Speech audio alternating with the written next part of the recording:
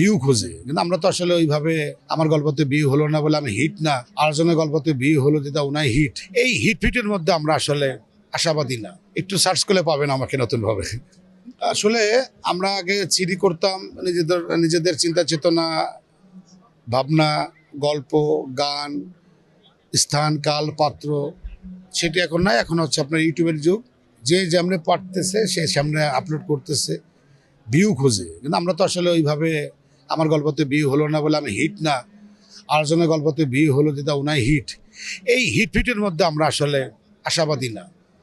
আল্লাহ পাক আমাকে যতটুকু নিয়ে এসছেন, আপনাদের দোয়া ভালোবাসায় যতটুকু আল্লাহ পাক আমাকে যে স্থানে রেখেছেন, আমি মনে করব অনেক ভিউ পেয়েছি, অনেক ভিউয়ার্স পেয়েছি, অনেক ভালোবাসা পেয়েছি।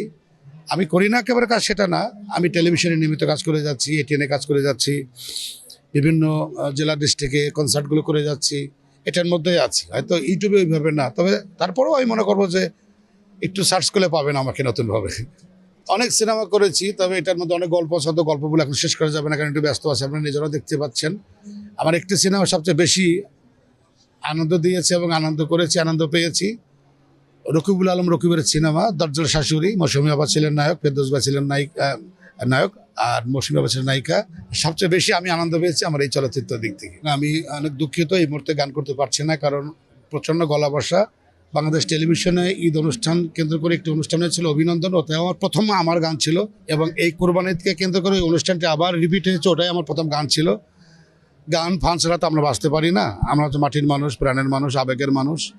আবেগ যারা পছন্দ করে তাদের সুর ভালো লাগবেই। আপনারা আমার জন্য দোয়া করবেন, আমি যেন আর অল্প কিছুদিন বাঁচতে পারি। একটি স্বপ্ন আছে, এই স্বপ্নটাকে যেন বাস্তবায়ন করতে পারি, এই স্বপ্নটা যেন আপনাদেরকে দেখাতে পারি, একটু হলেও যেন দেখাতে পারি, এবং আপনারা যেন বুঝতে পারেন যে না, আমি স্বপ্ন দেখতে পারি, স্বপ্ন দেখতে পছন্দ করি।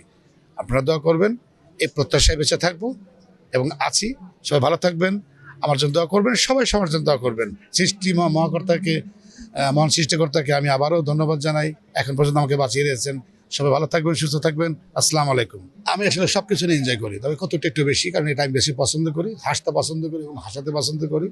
সেক্ষেত্রে আমি এই জিনিসটাকেই বেশি পছন্দ করি এবং স্বাচ্ছন্দ্য মনে করি।